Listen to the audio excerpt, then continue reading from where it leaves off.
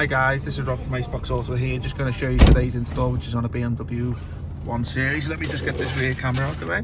So this is on a BMW 1 Series on the MBT version model, so you do have the availability of having an MMI box, which is to the existing screen. Today the customer's gone for a replacement screen. This is not an Android unit, by the way guys, so don't confuse this system with an Android OS system. It's got Android Auto, but we do get people coming onto our comment section saying Android Auto is Android. It's not. This is Android Auto software and CarPlay, so it'll only relay your apps on your phone. You can't get Netflix, YouTube, or nothing like that on there. It hasn't got a Play Store.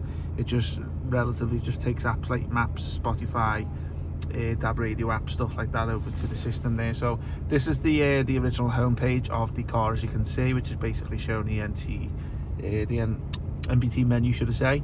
And to flick over onto the aftermarket side, you will either do one or two things. Just hold this menu button down here, or you can just press the touch screen, which I'll show you there. So this is the aftermarket side here.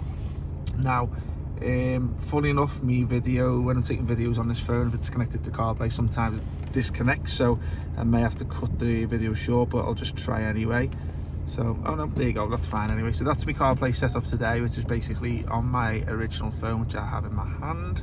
As you can see here is your phone, your maps. This is Apple Maps, text messages, Google Maps is there, come over from the phone, Teams, WhatsApp.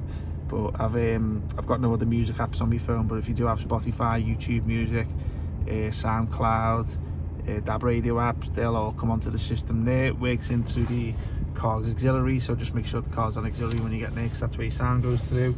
Your volume will work fine on your steering wheel control buttons, and to navigate through the apps, as you can see, you can either use the command panel down here, or alternatively you can use the touchscreen. As I say, I've not really got any apps on this system here today, so it's this is the only homepage I'm just going to show from my phone.